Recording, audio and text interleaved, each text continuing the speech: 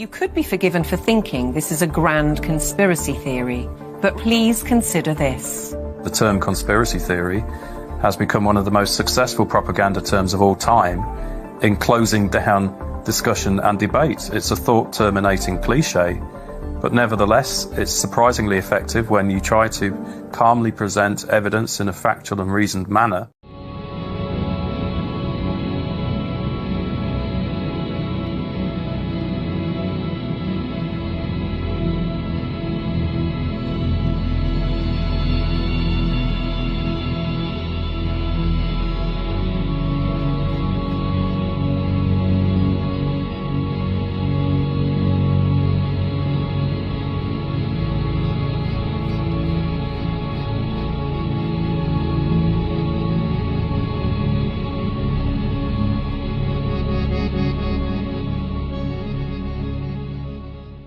with the report saying that a global drop in meat consumption is vital to avoid devastating consequences.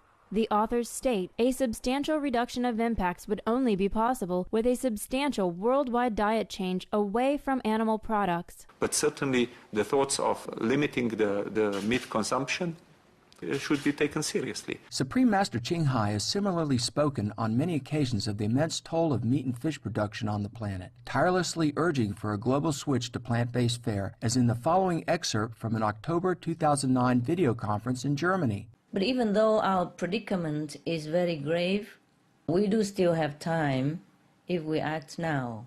And the solution is still very simple. Well, you know it, right? It's the vegan diet. No animal products.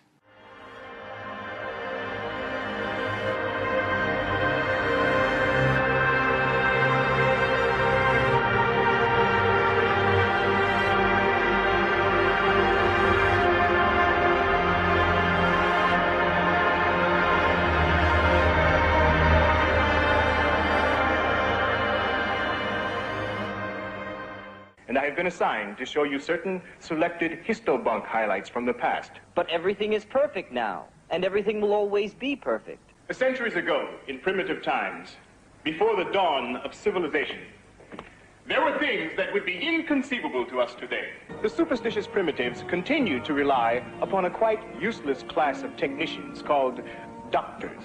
Unpleasant and even revolting as they sometimes are. Eating the actual flesh of animals, and even collecting into groups called families, a pervasively immoral concept of pre-civilized times. Did the primitive females actually... Yes. Primitive females gave viviparous birth to young. Oh. Like animals? Yes, physiologically, exactly like animals. I understand your reactions. Perhaps we should take a brief soma break.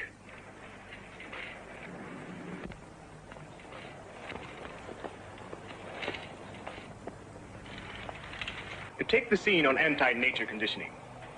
Charming scene of little children revolted by fresh flowers. The implication is that nature nausea conditioning is necessary to keep people from enjoying the countryside and thus under-consuming. But that's true. Quite besides the point.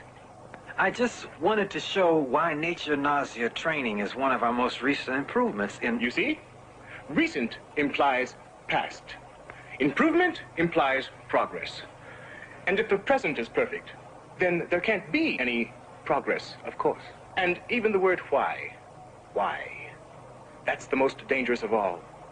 It raises the whole question of purpose. No, I'm afraid it would never do to let an ordinary audience watch anything quite as dangerous as your docu-short. But the test audience watched it. They all liked it. You can see right there. Quite meaningless, since they've been conditioned to like anything that's shown them. No, I meant this. Oh, just one of their cult superstitions meant to frighten off demons. In fact, their religion seems to be based partly on demonology. What sort of demons? Almost anything at all. Rocks, trees, animals, sometimes strangers. Like you. All right, young lady in the t-shirt right there. Vegan outreach. Vegan outreach. Woo! As the next leader of the most amazing nation in the world, how can we set the example on a more nutritional... my pyramid. It helped me eat the best foods for more energy. I noticed a big difference. Pass it on. It's my pyramid. I learned a lot about how to keep my calories under control by cutting down on added sugar.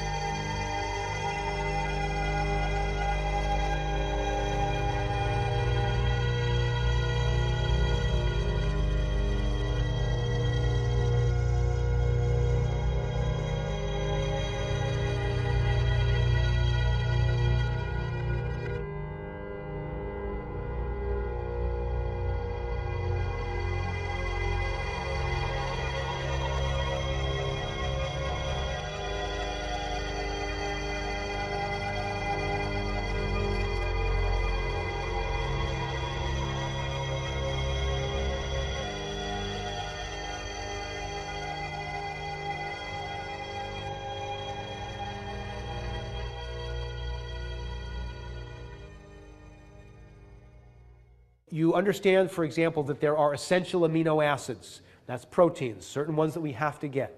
There are essential fatty acids. This is taught in medical school, it's taught in dietetic school. There are essential minerals. There are essential trace minerals. There are essential vitamins. All these things are listed as essential. There is one food group for which the word essential does not exist in any of the textbooks because they're not essential. There is no such thing as an essential carbohydrate. We often hear this phrase, nutrient-dense foods. I think the Weston A. Price Foundation was the first organization to use this phrase. Then the USDA started to using it, and when they say nutrient-dense, they mean vegetables. They say vegetables are nutrient-dense foods. So let's have a look here. This is apple, carrots, red meat, and liver. Here we have phosphorus. Phosphorus is the energy.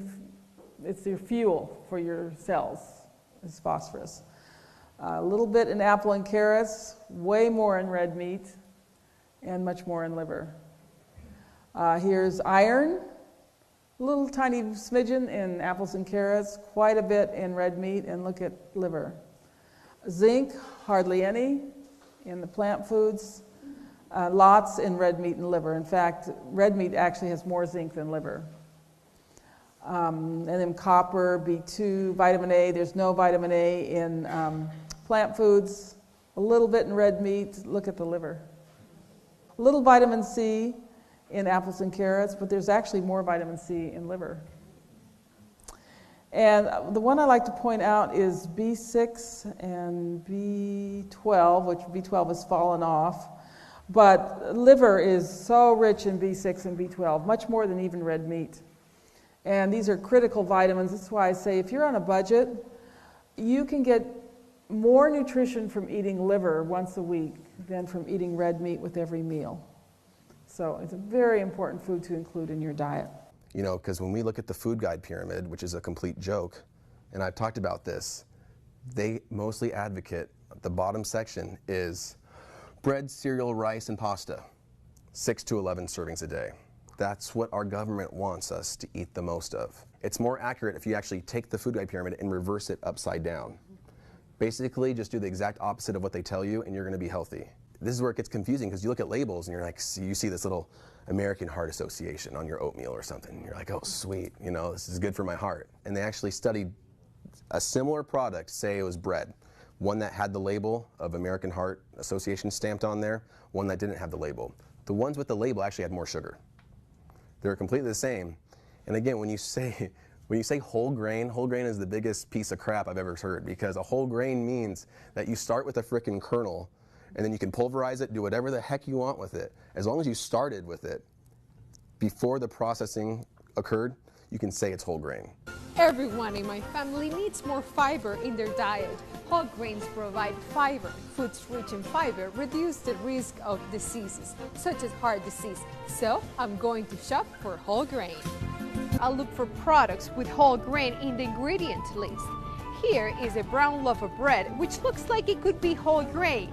But looking closer to the ingredient list says wheat flour. That's not the same as whole wheat. So I'm going to look at a different loaf. This ingredient list says whole wheat, so this is the bread I want to buy.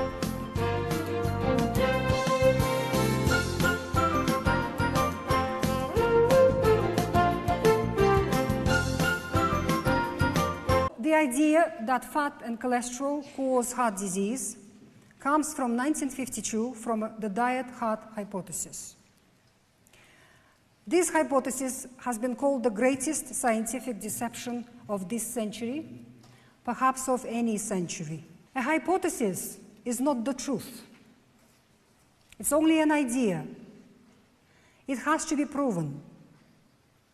This hypothesis, since it was proposed, no other hypothesis in the world had so much research put into it. Billions have been spent all over the world to prove this hypothesis. Billions. And huge political and commercial machine has been built based on this hypothesis. To prove a hypothesis takes a long time. Science doesn't work fast. And while science was working on this hypothesis, the governments in the Western world have fully committed to it. The media touted a new breakthrough, that this is the truth. And all sorts of commercial companies jumped on the bandwagon. Pharmaceutical industry is making billions on this hypothesis. Food industry is making billions.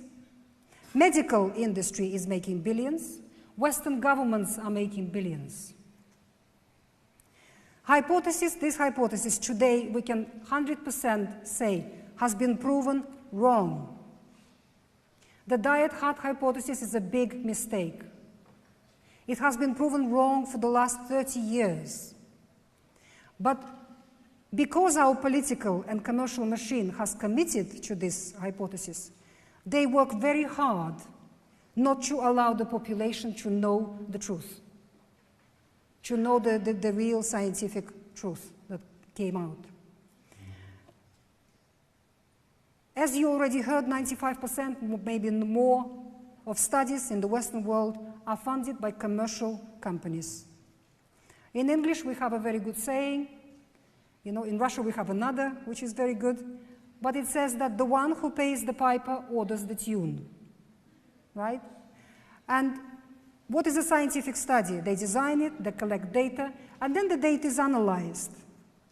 If any of you studied statistics, how to analyze data, you would know that there are many methods to analyze the data, depending on what result you want to get out of it.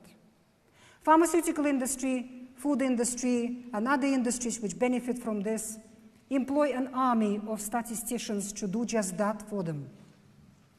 So all of these studies, 95, almost 100% studies on this subject, we cannot trust. They're full of lies. However, the honest science has been working on it. There are honest scientists in every country around the world, and they have come up with the truth. So what did the honest science actually say? That dietary cholesterol and animal fats have nothing to do with heart disease. They do not cause heart disease. In fact, there is no connection. Tony the Tiger. What outfit from Tiger? Sugar Frosted Flakes by Kellogg's out of Battle Creek. Never heard of it. Never heard of Sugar Frosted Flakes? Those big crisp flakes of corn with that secret toasted-in sugar frosting? They're great! One group of rats was given rat chow. Second group of rats was given cornflakes. And the third group of rats was given the box that the cornflakes came in. So the rats that got the rat chow lived over a year. The rats that got the box lived longer than the rats that got the cornflakes. The last cornflake rat died the day the first box rat died. The box rats died of starvation. They just lay down and got listless and died. The rats that got the cornflakes became very agitated and ran around their cages and started to bite each other. And they had fits and seizures, and they died of convulsions. So there's something very neurotoxic about the cornflakes. And when they did an autopsy, they found lesions. So this is like little cancers, basically, in the nerve cells of the intestine. We have as many nerve cells in our intestines as we do in our brain. There's a big link between the intestines and the brain. So there's something quite neurotoxic about the proteins when they're extruded. And it's sort of like pasteurizing milk. You warp and